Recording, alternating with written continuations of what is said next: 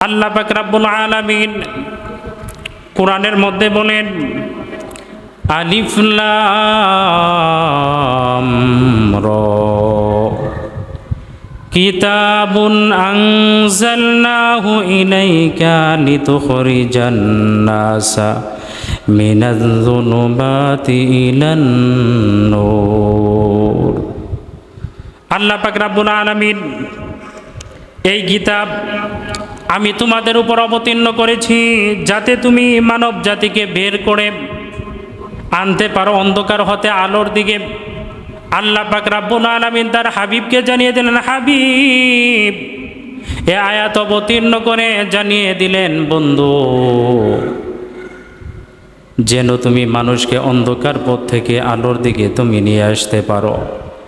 এই আয়াতের তাফসিরের মধ্যে আসছে, ব্যাখ্যার মধ্যে আসছে, খ্রিস্টানদের একজন পাদ্রী, যেই পাদ্রী তাওরাত কিতাব পড়তে পারত, তাওরাতের ব্যাখ্যা করতে পারত, প্রতি রবিবারে খ্রিস্টানদের পাদ্রী তাওরাত কিতাবের বর্ণনা করত, তাওরাত কিতাব পড়ে পড়ে খ্রিস্টানদেরকে বোঝাতো। একদিন ওই পাদ্রী যখন কিতাবটা খুললেন তার ধর্ম সম্পর্কে আলোচনা করবে, ওই তাওরাত কিতাব খুলে দেখে তার ধর্মের পরিবর্তে এই কিতাবের মধ্যে আমার আপনার কামলিওয়ালা নবীজির নাম মোবারক দেখা যায়। বলেন সুবহানাল্লাহ। পাদ্রী যখন দেখলো মুহাম্মদ সাল্লাল্লাহু আলাইহি ওয়াসাল্লামের নাম, তখন সহ্য করতে পারল না। বাংলাদেশের মধ্যে এমন কিছু মুসলমান রয়েছে যারা কোরআনের কথা ভালো লাগে না, হাদিসের কথা ভালো লাগে না, যখনই শুনে তখনই তাদের গায়ের মধ্যে জ্বলে ওঠে, ঠিক না বে ঠিক? ওই পাদ্রী চিন্তা করলেন মুহাম্মদের নাম কেন তাওরাত কিতাবের মধ্যে থাকবে, তার সহ্য হলো না। সাথে সাথে নামগুলাকে ছিঁড়া ফেললেন। পাদ্রী বললেন, আজকে আর আমি কিতাব পড়বো না, মনটা নষ্ট হয়ে গেল। শ্রোতারা বলল, জনাব আজকে কি আপনি আমাদেরকে বুঝাবেন না? বলল, না না, আমার মনটা নষ্ট হয়ে গেল, মন খারাপ। আগামী সপ্তাহে রবিবারে আবার বসবো, আজকে তোমাদেরকে কিছুই বলতে পারবো না। আজকে যখন বন্ধ করে দিল, আগামী রবিবার যখন আসলো, যখন আবার তাওরাত কিতাব দেখলো, তাওরাত কিতাব খোলার পরে দেখে আমার আপনার নবীজির নাম 4 জায়গার পরিবর্তে 8 জায়গার মধ্যে পাওয়া যায়। বলেন সুবহানাল্লাহ। পাদ্রী এখন চিন্তা করলেন, কিরে কিরে 4 জায়গার মধ্যে পাইলাম, ছিঁড়া ফেললাম, 8 জায়গার মধ্যে পাওয়া গেল। তখন পাদ্রী চিন্তা করলো যে এখন তো আর ছিঁড়া যাবে না। এই নামগুলাকে আগুনের মধ্যে পুড়ে ছাই করে সমুদ্রের মধ্যে ভাসিয়ে দিল। পাদ্রী বলল, আজকেও বুঝাতে পারবো না, মনটা খারাপ হয়ে গেল। পাদ্রী যখন চলে গেল, বাড়িতে যাওয়ার পরে যখন সে ঘুমাইতে যাবে, কপালের মধ্যে হাত দিয়া, পাদ্রী যখন কপালের মধ্যে হাত দিয়া ঘুমাইল, স্বপ্নে দেখে আমার আপনার নবী, বিশ্ব নবী, কামলিওয়ালা নবী ওই পাদ্রীর ঘরে হাজির হয়ে গেল। পাদ্রী নজর করে দেখে এত সুন্দর চেহারা বিশিষ্ট ব্যক্তি আমি তো আর কখনো দেখি নাই, এত সুন্দর চেহারা। পাদ্রী বলতেছে, আপনি কে? আপনার পরিচয় দেন। নবীজি বললেন, আমাকে চিনোনি? আমি আব্দুল্লাহর ছেলে মুহাম্মদ সাল্লাল্লাহু আলাইহি ওয়াসাল্লাম। যেই মুহাম্মদ সাল্লাল্লাহু আলাইহি ওয়াসাল্লামের নামগুলাকে তুমি আগুনে জ্বালাই দিলা, সমুদ্রের মধ্যে ভাসিয়ে দিলা, এই মুহাম্মদ সাল্লাল্লাহু আলাইহি ওয়াসাল্লাম। আমি তোমাকে দাওয়াত দেই, তুমি মদিনাতে যাও, কালিমা পড়ে মুসলমান হয়ে যাও। পাদ্রী বলল, ইয়া রাসূলুল্লাহ, ইয়া হাবিবাল্লাহ, হে মুহাম্মদ, তোমার কাছে আমি কিছু চাইবো, তুমি দিবা কিনা? মুহাম্মদ সাল্লাল্লাহু আলাইহি ওয়াসাল্লাম বললেন, পাদ্রী রে, তোমারে সব দিব, তুমি মদিনাতে যাও, কালিমা পড়ে মুসলমান হয়ে যাও। পাদ্রীর আর ঘুম হলো না। সকালবেলা বিছানার মধ্যে উঠে চোখের পানি জর্জর করে ছেড়ে দিল। অন্য পাদ্রীরা জিজ্ঞাসা করলো, কি হয়েছে তোমার? বলল, আমি আর অন্ধকার পথে থাকতে চাই না, আমি আর তোমাদের ধর্ম পালন করতে চাই না, আমি মদিনাতে চলে যাব। কামলিওয়ালা নবীজির হাতে হাত রেখে কালিমা পড়ে মুসলমান হয়ে যাব। বলেন সুবহানাল্লাহ।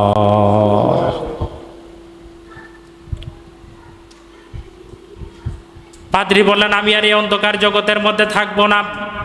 যেই অন্ধকার হলো শুধু অন্ধকার আর অন্ধকার, কোনো আলোর কোনো পথ নাই। যেহেতু আমি আলোর খোঁজ পেয়েছি, আলোর পথ পেয়েছি, অন্ধকার জগতে আমি আর থাকতে চাই না। পাদ্রী সবগুলা গুছিয়ে রওনা করলো, কিন্তু মদিনাতে যাবে, কিন্তু রাস্তাঘাট আর চেনে না। যখনই মদিনার কিনারার মধ্যে গেল, এখন আর কোথায় যাবে, কোথায় গিয়ে নবীকে পাইবে, সে আর রাস্তা খুঁজে পাচ্ছে না। পাদ্রী চিন্তা করে কিভাবে যাব মাদিনায়। আমরা মাদিনায় যেতে চাই কি চাই না? আরো জোরে বলেন, মাদিনায় যেতে চাই কি চাই না? এই মাদিনার মধ্যে যারা গিয়েছে একবার, তারা বারবার যেতে চায়, ঠিক না বে ঠিক বলেন? মনে চায় কখন আমি মাদিনাতে যাব, কখন নবীজির রওজার পাশে দাঁড়িয়ে সালাম দিব আমি নবীকে, ঠিক না বে ঠিক বলেন? একবার গেলে বারবার কলিজা ঠান্ডা হয়ে যায়। ওই পাদ্রী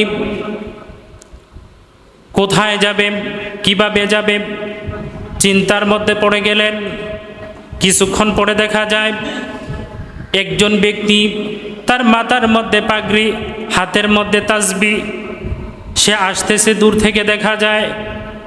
ওই পাদ্রী দেরি না করে একটু সামনে চলে গেলেন, গিয়ে জিজ্ঞাসা করলেন, এ ভাই, আমি জানতে চাই আমি মাদিনাতে যাব, কিভাবে যাব, কিন্তু আমি রাস্তা পাচ্ছি না। বলল, কে তুমি, কেন যাইবা? বলল, জানুনি, কিছুদিন আগে আমি স্বপ্নে দেখেছি আখিরি জামানার পয়গাম্বর আমাকে দাওয়াত দিয়েছে, মাদিনাতে যাইতাম, কালিমা পড়ে মুসলমান হইতাম। ওই ব্যক্তিকে বলল, আমাকে একটু রাস্তাটা বলে দাও, কিভাবে আমি যেতে পারবো।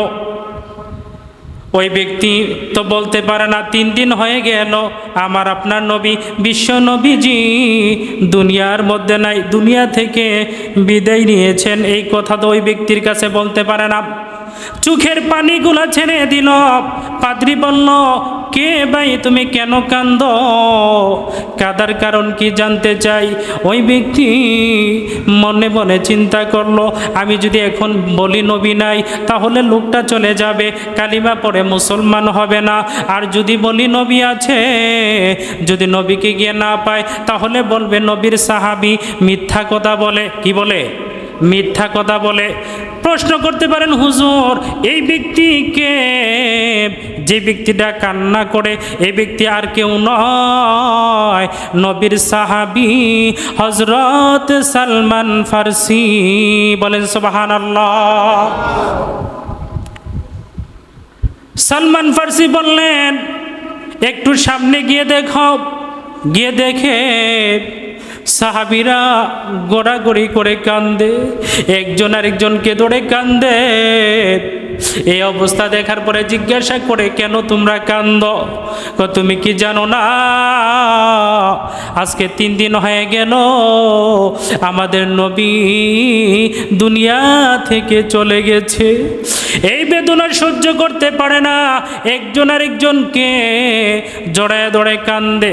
ওই পাদ্রী বলল, আমি জানতে চাই তোমাদের মধ্যে আলী কে আছে, ওই ব্যক্তিকে একটু ডেকে দাও, এই ব্যক্তিকে একটু এনে দাও, আমি তাকে 3টা প্রশ্ন করব। ওই 3টা প্রশ্নের উত্তর যদি দিতে পারে, তাহলে আমি মদিনা থেকে যাব না, কালিমা পড়ে মুসলমান হয়ে যাব। বলেন সুবহানাল্লাহ। ওই পাদ্রী বললেন আলীকে, আলী সামনে চলে আসলো, কে তুমি, কেন? বলল, আমি আপনাকে 3টা প্রশ্ন করব, যে 3টা প্রশ্ন আমি তাওরাত কিতাবের মধ্যে পেয়েছি। 10 জন সাহাবী আশারায়ে মুবাশশারা, এই 10 জন সাহাবীর কথাও আমি তাওরাত কিতাবের মধ্যে পেয়েছি। সাহাবীরা কেমন নবীকে ভালোবাসতেন, যেই নবীর জন্য তারা নিজের জীবনটাকে বিলীন করে দিয়েছেন, ইমানকে এমনভাবে ধরেছেন এই ইমানটার দামও অনেক অনেক বেশি। ও ভাই, ও মুসলমান বন্ধু রে আমার, কেন তুমি নামাজ পড়বা না? কেন তুমি কোরআন অনুযায়ী জীবনটাকে সাজাবা না? কোরআন অনুযায়ী জীবনটাকে সুন্দর করলে, নামাজ পড়লে তোমার জীবনটা সুন্দর হয়ে যাবে। নবীজি যখন বিদায় নিবেন, বিদায় হজের বাসনের মধ্যে আমাদের এলাকার মধ্যে দেখা যায় কেমন নবী কেমন শিক্ষা দিয়ে গেলেন রে ভাই। মানুষ যখন দুনিয়া থেকে বিদায় নেয়, জানাজার মধ্যে দাঁড়িয়ে বলতে থাকে, আমার বাবার কাছে কে কি পাও, আমার ভাইয়ের কাছে কে কি পাও, তোমরা বলো। কিন্তু আল্লাহর নবী এমন নবী, যেই নবী শিক্ষা দিয়ে গেলেন দুনিয়া থেকে বিদায় নেওয়ার আগে পাওনাদারের পাওনা পরিশোধ করার জন্য। ঠিক না বেঠি? আল্লাহর নবীজি সাহাবীদেরকে বললেন, ও সাহাবীরা রে, আমি মনে হয় তোমাদের মধ্যে বেশি দিন আর আমি থাকবো না। এই কথা শোনার পরে সাহাবীরা চোখের পানিগুলা ছেড়ে দিলেন। একজন সাহাবী, নবীজির সাহাবী হযরত আবু বকরকে বললেন, ও আবু বকর, তুমি কেন কান্দো, কেন কান্দো? নবীর সাহাবী আবু বকর বললেন, তোমরা জানোনি এই কথার মাধ্যমে প্রমাণ পায়, এই কথার মাধ্যমে বিশ্বাস হয় আমাদের কামলিওয়ালা নবীজি বেশি দিন আমাদের মধ্যে থাকবে না। নবীজি সাহাবীদেরকে বললেন, ও সাহাবীরা, আমি চলে যাব, তোমাদের মধ্যে অনেক চলাফেরা হয়েছে, ওঠা বসা হয়েছে, অনেক ধরনের কথা হয়েছে, যদি কষ্ট পেয়ে থাকো আমাকে মাফ করে দিও। যেই মুহূর্তে এই কথা বললেন, একজন সাহাবী, ওই সাহাবীর নাম হলো আবি ওয়াক্কাস সাহাবী, ওই সাহাবী দাঁড়িয়ে গেলেন, বললেন, ইয়া রাসূলুল্লাহ, ইয়া হাবিবাল্লাহ, ওগো মায়ার নবী, ওগো দয়ার নবীজি, আপনার সাথে আমার একটা পাওনা আছে। নবীজি বললেন, কি পাওনা রে? ও সাহাবী জানতে চাই। আবি ওয়াক্কাস সাহাবী বললেন, নবীজি গো, আপনি একদিন তো আমাকে চাবুক দিয়ে মেরেছিলেন, এই ঋণ আমি পরিশোধ করতে চাই। অন্য সাহাবীরা চোখের পানিগুলা ছেড়ে দিলেন, বললেন, আবি ওয়াক্কাস সাহাবী, তুমি কি বলো, কি বলো? যেই নবীজির শরীর মুবারকের মধ্যে মাছি বসা হারাম, পোকামাকড় বসা হারাম, ঠিক না বে ঠিক বলেন? আবি ওয়াক্কাস সাহাবী বললেন, ইয়া রাসূলুল্লাহ, ইয়া হাবিবাল্লাহ, আমি তো ঋণ পরিশোধ করতে চাই, পাওনা পরিশোধ করতে চাই। নবীজি বললেন, সাহাবী রে, কিভাবে পাওনা পরিশোধ হবে? ওই সাহাবী বললেন, ইয়া রাসূলুল্লাহ, ইয়া হাবিবাল্লাহ, আপনি আমার পিঠের মধ্যে চাবুক মেরেছিলেন, আঘাত করেছিলেন, আমি আপনার পিঠ মোবারকের মধ্যে আঘাত করতে চাই, চাবুক মারতে চাই। এই কথা শোনার পরে সাহাবীরা চোখের পানি ছেড়ে দিয়ে কান্না শুরু করলেন। সাহাবী রে, নবীকে মেরো না, তোমার যদি মারতে ইচ্ছা হয় তাহলে আমাদের পিঠের মধ্যে মারো, তারপর নবীকে তুমি মাইরো না। নবীজি বললেন, একজন সাহাবীকে বললেন, সাহাবী রে, যাও যাও ফাতেমার বাড়ি থেকে একটা বেতরা নিয়ে আসো, লাঠিটা নিয়ে আসো। সাহাবী চলে গেলেন ফাতেমা রাদিয়াল্লাহু তাআলা আনহার বাড়িতে গিয়ে বললেন, ও নবীর মেয়ে ফাতেমা, আমার হাতে একটা লাঠি দাও, নবীজি পাঠাইছে। নবীর মেয়ে ফাতেমা বললেন, কেন কেন, বেত দিয়ে কি করবেন? ওই সাহাবী বলতে পারে না। নবীর মেয়ে ফাতেমা বললেন, বলো বলো, কেন কেন বেতের দরকার হইল? বলল, একজন সাহাবী তার ঋণ পরিশোধ করতে চায়, এই জন্য নবীর পিঠ মুবারকের মধ্যে সে আঘাত করবে। এই কথা শোনার পরে নবীর মেয়ে ফাতেমা বললেন, ও ইমাম হাসান হুসাইন রে, যা যা যা, তোর নানারে কে মারবে? যেই নানার চেহারার দিকে তাকাইলে ক্ষুধা নিবারণ হয়ে যায়। ইমাম হাসান হুসাইনকে তার মা ফাতেমা বললেন, ও ইমাম হাসান হুসাইন, আমার বাবার জন্য তোমাদেরকে কুরবান করে দিলাম, তোমরা চলে যাও। এই বেত নিয়ে যখন উপস্থিত হলো, এতে কি বুঝাইতে চাইছি ভালো করে বুঝেন। প্রতিটা আলোচনার মধ্যে একটা উদ্দেশ্য থাকে, বোঝানোর জন্য খামাকা এই আলোচনা করার কোনো প্রয়োজন হয় না। এই ব্যক্তি যখন লাঠি নিয়ে উপস্থিত হলেন, হওয়ার পরে নবী বললেন লাঠিটা তার কাছে দাও। আবু ওয়াক্কাস সাহাবীর হাতের মধ্যে দেওয়ার পরে নবীজিকে বললেন ইয়া রাসূলুল্লাহ, ইয়া হাবিবাল্লাহ, ওগো মায়ার নবী, ওগো দয়ার নবীজি, যখন আপনি আমার পিঠের মধ্যে আঘাত করেছিলেন তখন আমার পিঠ ছিল খালি।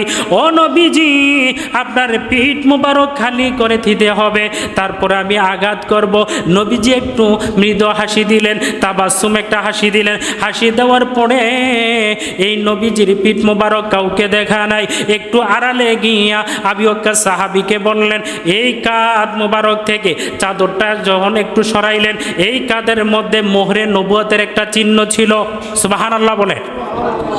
এই মোহরে নবুয়তের চিহ্নটা যখন কাঁধ থেকে যখন চাদরটা একটু সরাইলেন, ও আবু ওয়াক্কাস সাহাবী সাথে সাথে নবীজির কাঁধ মুবারকের মধ্যে মোহরে নবুয়তের উপরে চুম্বন করে ফেললেন। বলেন সুবহানাল্লাহ।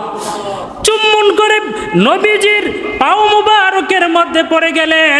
ইয়া রাসূলুল্লাহ, ইয়া হাবিবাল্লাহ, ওগো মায়ার নবীজি, ওগো দয়ার নবীজি, আপনি আমার বেয়াদবি ক্ষমা করবেন, আমি এই জন্য এই ছলনাটা করেছি। আমার মনে চায় আপনার মোহরে নবুয়তের উপরে চুম্বন করার জন্য। নবী বললেন আবু ওয়াক্কাস সাহাবী রে, তুমি তো মোহরে নবুয়তের উপর চুমা দাও নাই, তোমার কপাল থেকে জাহান্নামের আগুনকে তুমি হারাম করে ফেলেছ। সুবহানাল্লাহ বলি। নবীকে কত ভালোবাসতেন বলতেছিলাম। ওই পাদ্রী হযরত আলী রাদিয়াল্লাহু তাআলা আনহুকে 3টা প্রশ্ন করবেন। কয়টা? আরো জোরে বলেন কয়টা? 3টা প্রশ্ন করবেন। হযরত আলীকে বললেন ও নবীর সাহাবী আলী, 1 নাম্বার প্রশ্ন হলো নবীজির চেহারা মোবারকের বর্ণনা দাও। 2 নাম্বার প্রশ্ন হলো নবীজির দন্ত মোবারক কেমন ছিল। 3 নাম্বার প্রশ্ন হলো আলী রে, কিয়ামতের ময়দানে যেই ব্যক্তির মাথা অনেক, গলা অনেক বড় থাকবে, মানুষটা অনেক লম্বা হবে, মানুষটার চেহারা ভালো হবে না, এমন একজন ব্যক্তি, যেই ব্যক্তিকে কিয়ামতের ময়দানে আমার আল্লাহ ডাক দিয়া জান্নাতের চেহারার মধ্যে বসাইবেন। বলেন সুবহানাল্লাহ।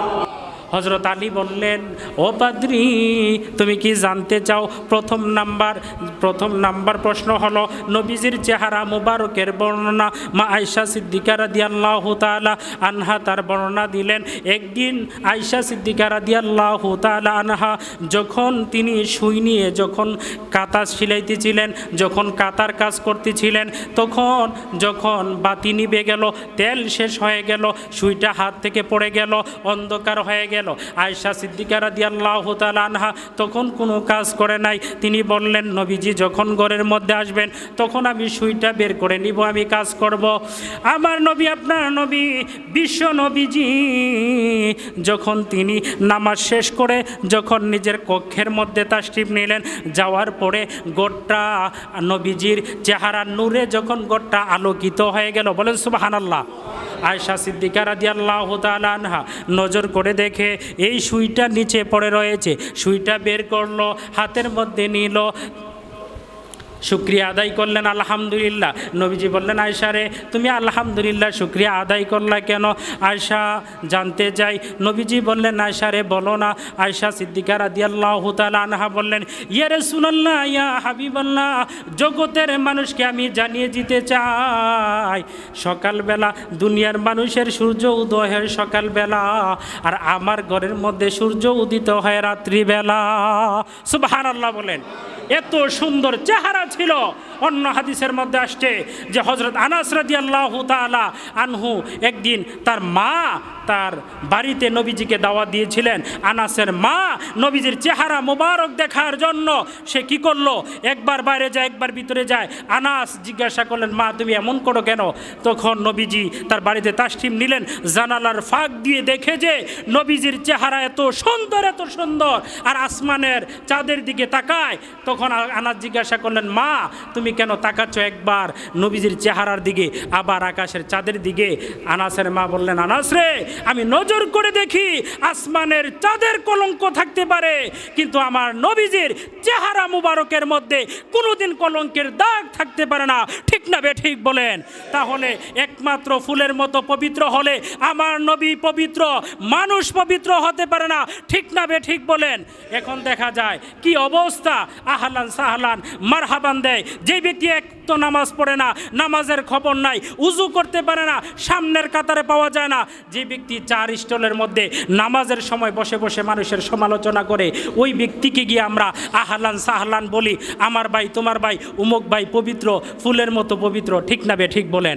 অথচ ফুলের পবিত্র, সে ফুলের মালা পাওয়ার উপযুক্ত নয়। কিন্তু একমাত্র আমার নবী, আপনার নবী, যেই নবীকে সৃষ্টি না করলে কোনো কিছু সৃষ্টি করতেন না, ওই নবীজি একমাত্র ফুলের মতো পবিত্র। ঠিক না বে ঠিক বলেন?